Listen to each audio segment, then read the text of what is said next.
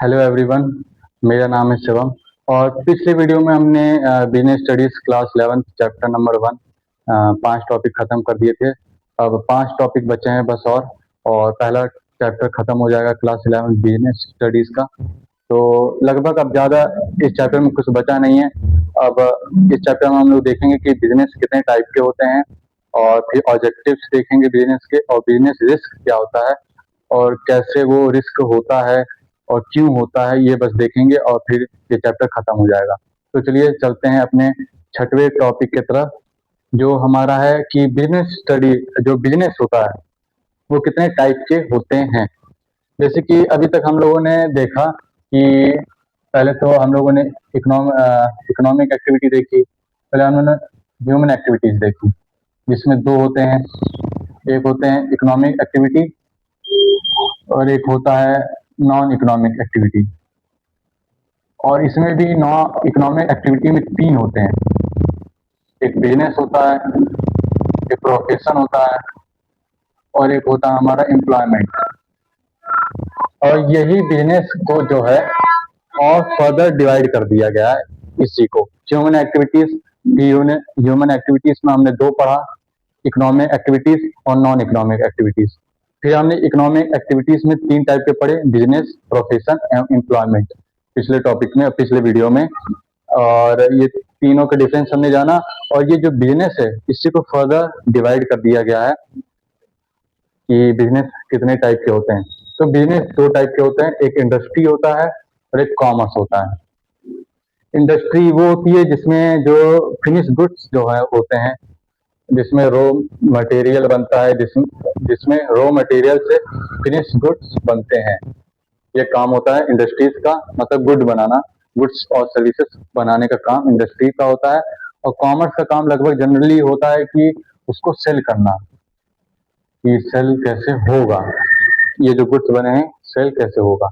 तो इंडस्ट्रीज में 3 टाइप के होते हैं, ये हमने छोटे क्लासों में भी पढ़ा है। Primary sector, secondary sector, tertiary sector. Primary sector क्या होता है, जिसमें रॉ मटेरियल आपको मिलता है। प्राइमरी सेक्टर भी 2 टाइप के होते हैं, एक होता है एक्सट्रैक्टिव और एक होता है जेनेटिक। एक्सट्रैक्टिव मतलब होता है कि किसी चीज में से एक्सट्रैक्ट करना, जैसे कि कॉयल माइनिंग होता है, आप कॉयल इकट्ठा करते हैं, जैसे कि तेल इकट्ठा करना, और जैसे कि जिसमें आप चीज इकट्ठा कर रहे हैं, एक्सट्रैक्ट कर रहे हैं, कलेक्ट कर रहे हैं, जो भी चीजें आप कलेक्ट कर रहे हैं वो आएगा एक्सट्रैक्टिव में। जेनेटिक मतलब होता है, जेनेटिक होता है कि जेनेटिक इंडस्ट्री मतलब होता है कि आप जो ब्रीडिंग या रेयरिंग जो कर रहे हैं एनिमल्स और प्लांट्स की, जैसे कि आप जैसे कि एनिमल हस्बेंड्री कर रहे हैं, और गाय का देखभाल कर रहे हैं, और सीप का देखभाल कर रहे हैं, या प्लांट का आप देखभाल कर रहे हैं। जो जितना भी ब्रीडिंग होती है, रेयरिंग होती है प्लांट्स और एनिमल्स की, वो जेनेटिक में आएंगे। और जितना भी हम लोग एक्सट्रैक्ट कर रहे हैं या कलेक्ट कर रहे हैं वो सब एक्सट्रैक्टिव इंडस्ट्रीज में आएंगे। ये हो गया प्राइमरी सेक्टर। दूसरा होगा सेकेंडरी सेक्टर। सेकेंडरी सेक्टर में होते हैं, इसमें भी 2 होते हैं, 2 टाइप के। एक होता है मैन्युफैक्चरिंग, एक होता है कंस्ट्रक्शन। कंस्ट्रक्शन तो आपको पता है, जो मतलब कंस्ट्रक्ट करना, जैसे कि रोड बनाना, रेलवे बनाना, बिल्डिंग बनाना, ये कंस्ट्रक्शन में आएगा। और मैन्युफैक्चरिंग में क्या होता है, जो रॉ मटेरियल होता है उसको फिनिश गुड्स में बनाने का काम ये मैन्युफैक्चरिंग इंडस्ट्री करती है। अब मैन्युफैक्चरिंग में भी 4 टाइप के होते हैं, एक होता है analytical, synthetical, processing, assembling. Analytical क्या होता है, एनालिटिकल मतलब होता है कि कोई भी चीज हो गई और आप उसको मतलब कि एनालाइज करके आप उसको बनाते हैं, एनालिटिकल मतलब ये होता है। सिंथेटिकल मतलब होता है कि जैसे कि छोटे छोटे एलिमेंट्स, जो छोटे छोटे एलिमेंट्स होते हैं आप उन्हें जोड़कर कोई भी गुड्स बनाते हैं, जैसे कि पेंट बनाना, तो पेंट जैसे बनता है उसमें कई सारे छोटे छोटे एलिमेंट्स होते हैं, उससे मिलकर बनता है। चौक होता है, उसमें भी कई सारे छोटे छोटे एलिमेंट्स होते हैं, वो मिलाकर उसको बनाया जाता है। तो ये सब जो मिलाकर, जो छोटे छोटे एलिमेंट्स को मिलाकर जो प्रोडक्ट बनता है, उसको, उस प्रोसेस को हम सिंथेटिकल बोलते हैं। अब प्रोसेसिंग, प्रोसेसिंग मतलब होता है कि कोई भी ऐसा गुड जो मतलब कि प्रोसेस होके आ रहा हो, जैसे कि मान लीजिए हम कुछ भी बनाते हैं, हम पेपर बनाते हैं, तो पेपर कैसे बनता है, पहले आप पेड़ काटेंगे, फिर पेड़ काटने के बाद आप उसको साफ करेंगे, फिर उसके बाद साफ करने के बाद आप उसको शीट में काटेंगे, फिर उसकी भी ग्रेडिंग होती है अलग अलग शीट। आपने मार्केट में देखा होगा कई अलग अलग टाइप के पेपर मिलते हैं, कुछ कलर सफेद होता है, किसी का पीला रंग होता है, किसी का ब्राउन रंग होता है, किसी का हल्का सफेद होता है। तो उसमें कई सारे प्रोसेस, जो भी गुड्स प्रोसेस में बनते हैं, प्रोसेस गुड्स जो होते हैं वो सब प्रोसेसिंग में आते हैं। असेंबलिंग मतलब होता है जो पार्ट्स को असेंबल करके बनता है, जैसे कि कार हो गया, कंप्यूटर हो गया, ज्यादातर इलेक्ट्रॉनिक सामान असेंबलिंग में आता है। टीवी हो गया, कार हो गया, बाइक हो गया, कंप्यूटर हो गया, असेंबलिंग। अब जैसे कि आप इसमें ध्यान से देख सकते हैं कि सिंथेटिकल में एलिमेंट मिलाकर एक प्रोडक्ट बनता है और असेंबली में पार्ट जोड़ के एक प्रोडक्ट बनता है। असेंबली और सिंथेटिकल में क्या फर्क है? असेंबली में जो प्रोडक्ट बनता है आप उसको अलग कर सकते हैं, जैसे कि कार, कार बनने के बाद भी आप टायर अलग कर सकते हैं, दूसरा टायर लगवा सकते हैं, आप पेंट भी दूसरा कर सकते हैं, आप विंडो शील्ड भी दूसरी लगवा सकते हैं, आप स्टेयरिंग भी दूसरी लगवा सकते हैं। इसमें आप चेंज कर सकते हैं। कंप्यूटर में भी आप कीबोर्ड बदल सकते हैं, आप सीपीयू बदल सकते हैं, आप चाहे स्क्रीन बदलवा सकते हैं। इसमें आप पार्ट्स को अलग भी कर सकते हैं असेंबलिंग में। सिंथेटिकल में आप अलग नहीं कर सकते। जैसे कि मान लीजिए पेंट हो गया, तो पेंट को आप अलग कैसे करेंगे? पेंट में आप अलग, जैसे पेंट बन गया आप उसको अलग नहीं कर सकते। चौक हो गया, चौक भी आप अलग नहीं कर सकते। इसमें कोई भी चीज अलग नहीं हो सकती, इसमें अलग हो सकते हैं, पार्ट्स में अलग अलग डिवाइड हो सकते हैं। प्रोसेसिंग मतलब कि जो भी गुड्स जो होते हैं प्रोसेस होकर बनते हैं, और एनालिटिकल मतलब जो भी एनालाइज करके बनाया जाता है। कि जैसे कि मान लीजिए पेट्रोल है, मान लीजिए ऑयल निकाला हम लोगों ने, तो उसमें प्रोसेस एनालाइज करके उसको अलग अलग बांटना कि कौन सा पेट्रोल है, कौन सा डीजल है, कौन सा केरोसिन है। तो ऑयल में से अलग अलग एनालाइज करके इसको बांटा जाता है। तो ये एनालिटिकल में आएगा। सिंथेटिकल एलिमेंट्स, प्रोसेसिंग में प्रोसेस जो प्रोडक्ट बनते हैं, असेंबली में जो पार्ट्स जोड़ के बनते हैं। ये चारों का मतलब समझ में आ गया होगा मेरे हिसाब से। कॉमर्स में, अब इंडस्ट्री में तो ये काम होता है कि फिनिश गुड्स को बनाना। इंडस्ट्री और कॉमर्स का मतलब होता है कि वो जो सेल करना, जो आपने फिनिश गुड्स बनाया है उसको सेल कैसे करा जाए। तो कॉमर्स में भी दो होते हैं, एक ट्रेड होता है, एक ऑक्सिलरीज टू ट्रेड होता है। ट्रेड क्या होता है? अब ट्रेड दो टाइप के होते हैं। ट्रेड मतलब कि सामान को पहुंचाना एक से दूसरी जगह। इंटरनल ट्रेड, इंटरनल ट्रेड होता है विद इन द कंट्री, जो आप अपनी कंट्री में सामान को बेचे खरीदे, वो इंटरनल ट्रेड में आएगा।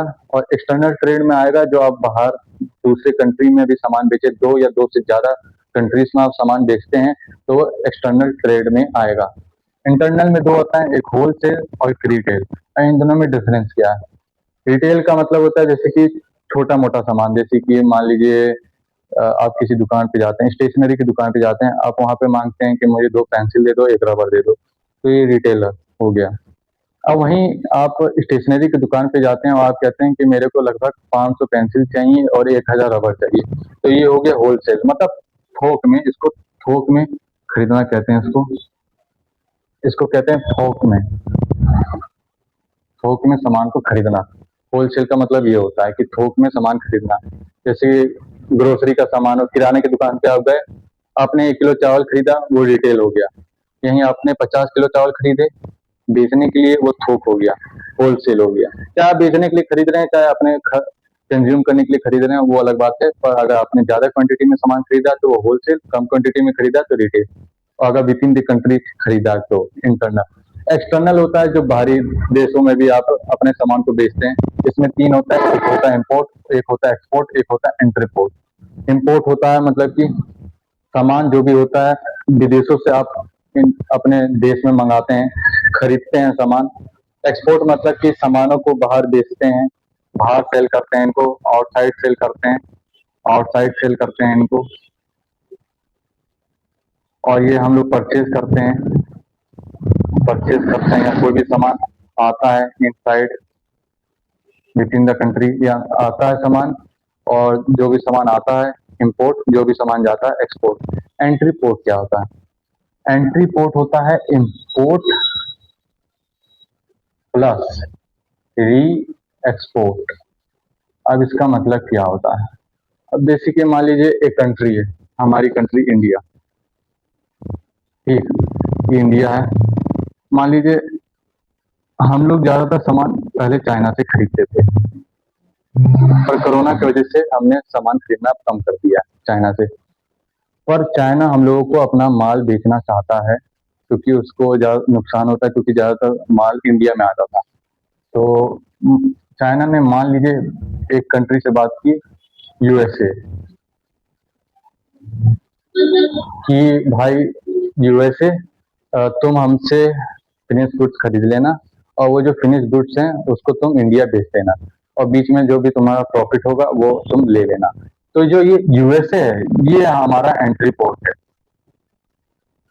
कि पहले तो ये सामान मंगवा रही है, इंपोर्ट कर रही है चाइना से, फिनिश गुड्स मंगा रही है, और फिर इसको वापस से री एक्सपोर्ट कर दे रही है इंडिया में। तो मतलब कि डायरेक्ट यहाँ पे सेल नहीं हो रहा है, डायरेक्ट यहाँ पे इंटीग्रेशन नहीं हो रहा है। पहले चाइना अपना माल भेज रही है, और फिर उसके बाद यूएसए उसको वापस इंडिया भेज दे रहा है, और जितना भी प्रॉफिट, जो भी वो प्रॉफिट चाहता है, वो यूएसए ले लेता है उस प्रोडक्ट में। तो एंट्री पोर्ट ये होता है, मतलब बीच का, इंपोर्ट प्लस री एक्सपोर्ट, इंपोर्ट भी करना और एक्सपोर्ट भी करना। ट्रेड हो गया। अब ऑक्सिलरीज टू ट्रेड, ये क्या होता है? इसका मतलब, इसका और टर्टरी सेक्टर दोनों का मतलब एक ही हुआ है। टर्टरी मैंने नहीं बताया, टर्टरी होता है सर्विसेज देना, मतलब कि प्राइमरी और सेकेंडरी को ये सपोर्ट करता है सर्विस टर्टरी, कि जो भी आपका रॉ मटेरियल है या जो भी फिनिश गुड्स हैं उसको एक जगह से दूसरी जगह पहुंचाने में मदद आपका टर्टरी सेक्टर करता है। ये सर्विस देता है ट्रांसपोर्टेशन की, चाहे बैंकिंग की, चाहे वेयर हाउसिंग की, चाहे एडवर्टाइजिंग की, ये टर्टरी मदद करता है। ऑक्सिलरीज टू ट्रेड जो होता है, ये और टर्टरी सेक्टर दोनों एक ही है। बस अगर आप इंडस्ट्री के भाषा में बोलेंगे तो इसको टर्टरी सेक्टर बोलेंगे, और कॉमर्स की भाषा में बोलेंगे तो ऑक्सिलरीज टू ट्रेड बोलेंगे। इसमें भी जो इसमें लिखे हैं वही सेम चीज टर्टरी में भी आते हैं। ट्रांसपोर्टेशन, मतलब कि एक जगह से दूसरी जगह पहुंचाने में सामान, चाहे सी पोर्ट के द्वारा हो, चाहे शिप के द्वारा, एरोप्लेन के द्वारा, चाहे रोडवेज हुआ। तो वेयर हाउसिंग, वेयर हाउसिंग मतलब स्टोरेज, की सामान का स्टोर करने की फैसिलिटी हो। इंश्योरेंस, मतलब कि जो भी आपका रिस्क है उसको इंश्योर करना, कि अगर कोई रिस्क हो तो उसका इंश्योरेंस करवा लें। बैंकिंग, फाइनेंशियल में मदद देता है, किसी भी कंपनी को फाइनेंस करने की अगर जरूरत होती है, या पैसे कंपनी को बढ़ाने की जरूरत होती है पर पैसे नहीं होती, तो वो बैंकिंग का सहारा लेती है। एडवर्टाइजिंग, मतलब कि इंफॉर्मेशन, प्रोडक्ट के बारे में बताना कि प्रोडक्ट कैसा है, क्या है प्रोडक्ट, कितने में है, तो एडवर्टाइज करना, दूसरे लोगों तक पहुंचाने में मदद होती है। ट्रांसपोर्टेशन आपकी मदद करता है कि प्लेस की प्रॉब्लम को हैंडल करने में, प्लेस की या टाइम की प्रॉब्लम को हैंडल करने में यह मदद करता है, कि आपका प्लेस और जो टाइम की जो प्रॉब्लम होती है वो सॉल्व आपका ट्रांसपोर्टेशन करता है। वेयर हाउसिंग आपकी प्रॉब्लम सॉल्व करता है स्टोरेज की, स्टोरेज की प्रॉब्लम जो होती है वो वेयर हाउसिंग सॉल्व करता है। इंश्योरेंस आपका रिस्क सॉल्व करता है, प्रॉब्लम ऑफ रिस्क, अगर कोई भी रिस्क होता है वो इंश्योरेंस सॉल्व करता है। फिनेंस की अगर कोई दिक्कत होती है कि पैसे कम पड़ रहे हैं खर्च, अपने बिजनेस को बढ़ाने के लिए या कोई भी काम करने के लिए, तो बैंकिंग प्रॉब्लम और फिनेंस की ठीक करता है। और एडवर्टाइजिंग ठीक करता है इंफॉर्मेशन, प्रॉब्लम ऑफ इंफॉर्मेशन, कि लोग तक वो जो प्रोडक्ट है उसका जो इंफॉर्मेशन है, उसकी जो नॉलेज है, वो एडवर्टाइजमेंट के जरिए से लोग तक पहुंचाते हैं। तो हमने लगभग, ये लगभग मेन बड़ा टॉपिक यही था इस चैप्टर में, एक ये है और एक बिजनेस प्रोफेशन और जो एम्प्लॉयमेंट है वो, ये दो मेन है। और एक एक करके समझाने से बेहतर मैंने पूरा चार्ट बना के समझा दिया, ताकि थोड़ा और आसानी से और कम समय में समझ में आ जाए। तो इंडस्ट्री में हमने समझ लिया तीन होता है, प्राइमरी, सेकेंडरी, टर्टरी। प्राइमरी जो रॉ मटेरियल बनाता है, सेकेंडरी जो उसी रॉ मटेरियल को फिनिश गुड्स में बनाता है, और टर्टरी जो इन दोनों को सपोर्ट करता है, सर्विसेज जो देता है इन दोनों को। ये बिजनेस का है इंडस्ट्रीज। और फिर बिजनेस का कॉमर्स में ट्रेड, ट्रेड मतलब कि सामान को सेल करना, चाहे इंटरनल मतलब with in the country, external outside the country, दो या दो से ज्यादा कंट्रीज में। ऑक्सिलरीज मतलब कि सेम यही सर्विसेज टर्टरी की तरह ही होती हैं, इंडस्ट्रीज में टर्टरी बोलते हैं और कॉमर्स में ऑक्सिलरीज टू ट्रेड बोलते हैं। तो आई आई होप कि ये समझ में आया होगा आपको। और चलिए, हमने 6 टॉपिक पढ़ लिए हैं, अब हम चलते हैं 7वें टॉपिक पर। तो चलिए अब हम लोग पढ़ते हैं 6th टॉपिक जो है ऑब्जेक्टिव्स, की ऑब्जेक्टिव्स ऑफ बिजनेस, की बिजनेस के ऑब्जेक्टिव्स कौन कौन से हैं। पहला, मार्केट स्टैंडिंग, मतलब कि मार्केट जो कंपटीशन मार्केट जो होती है, वहाँ पर आपकी स्टैंडिंग मतलब आपकी इमेज बनाना, अपनी प्लेस बनाना, अपनी जगह बनाना, अपनी वैल्यू बनाना, मतलब गुडविल बनाना एक तरीके से। तो बिजनेस का ऑब्जेक्टिव होता है कि अपनी मार्केट में अपनी पहचान बनाना, अपनी इमेज बनाना, अपना वैल्यू बनाना, अपना स्थान बनाना मार्केट में। इनोवेशन इनोवेशन होता है कि अलग अलग टेक्नोलॉजी से अलग अलग आइडियाज लाना, कैसे कैसे और एक्सपेंड करे बिजनेस को, और कैसे कैसे न्यू टेक्नोलॉजी यूज करके नया नया प्रोडक्ट बनाए। तो इनोवेशन ये होता है।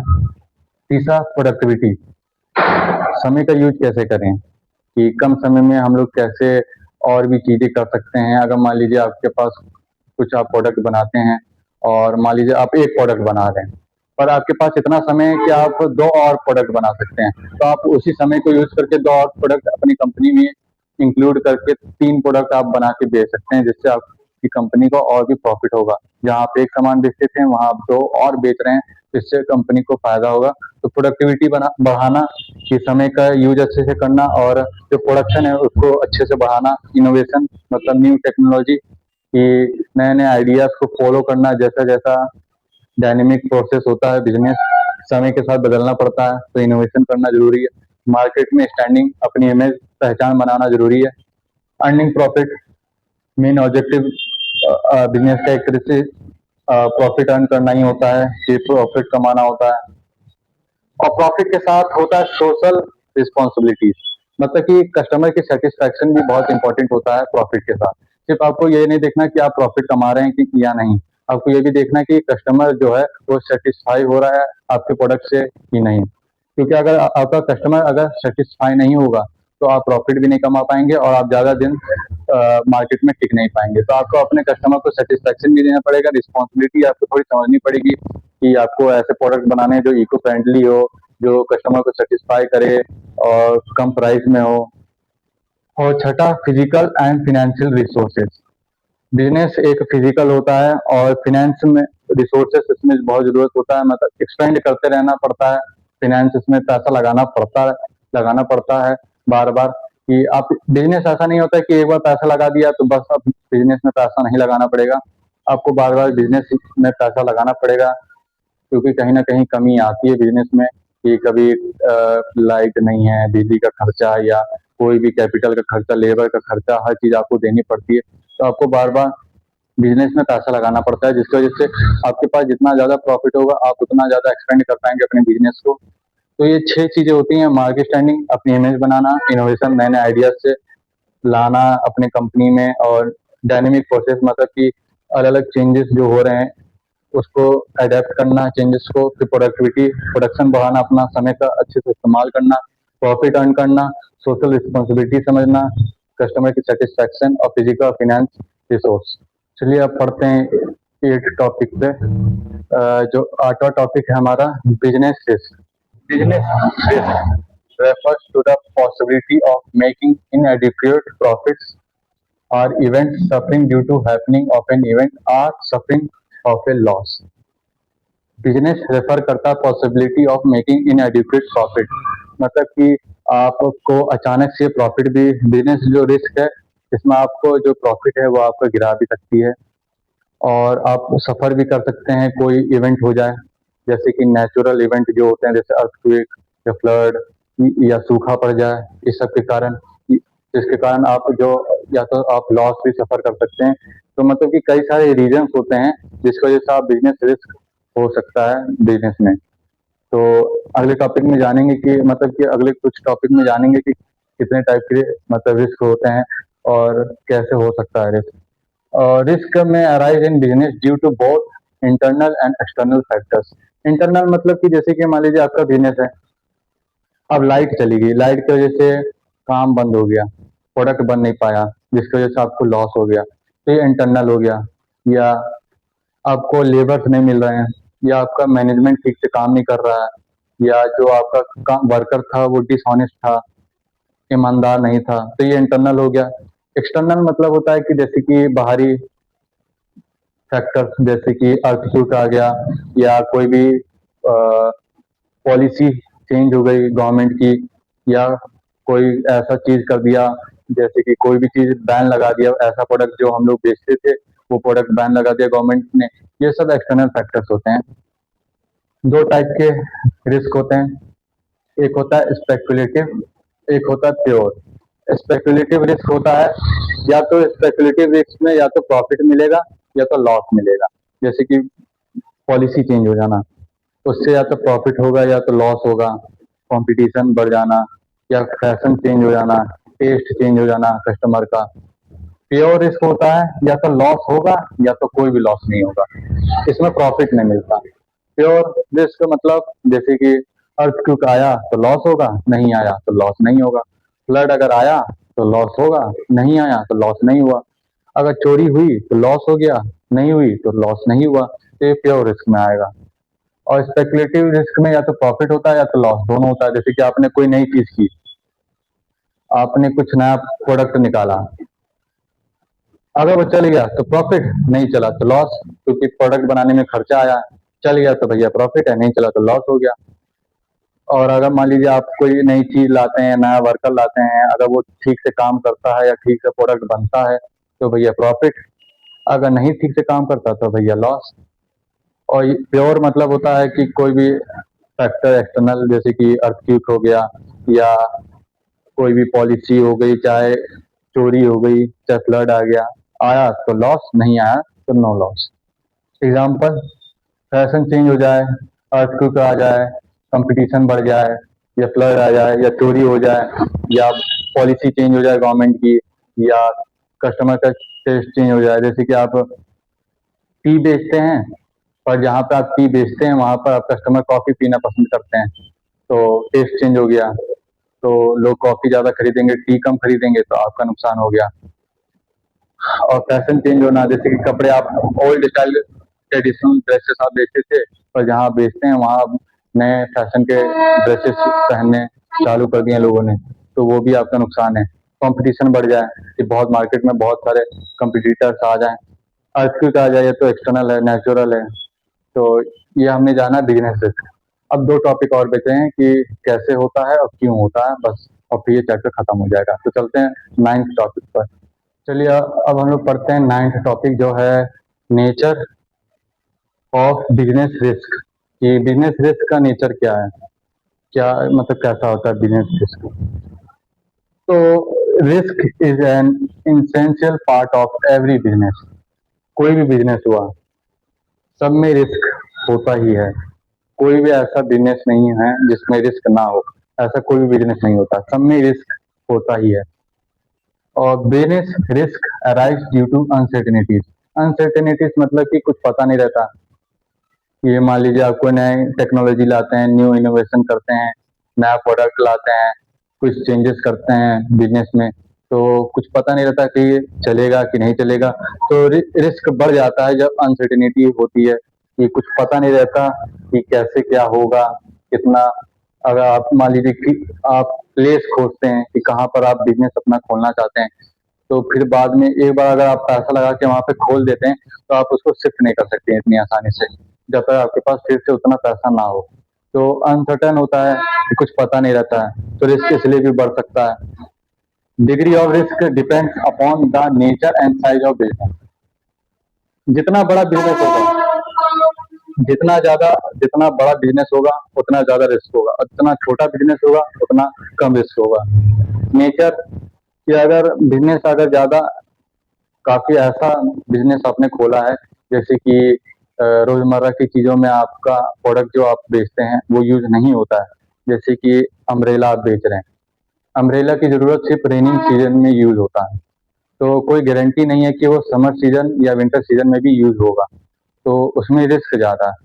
पर अगर यहीं आप घरेलू घरों के सामान बेचते हैं, जैसे कि साबुन हो गया, या चाय पत्ती, या कोई भी ग्रोसरी का आइटम या स्टेशनरी का आइटम बेचते हैं, तो ये रोजमर्रा की चीजें होती हैं जो डेली लाइफ में यूज होती हैं, तो उसमें रिस्क कम होता है, क्योंकि वो डेली लाइफ के सामान आप बेच रहे हैं, लगभग सबको जरूरत होता है। पर अगर आप एक पर्टिकुलर ऐसे सामान बेच रहे हैं जिसका यूज एक कंडीशन पे या एक सीजन पे होता है, तो उसका रिस्क ज्यादा है।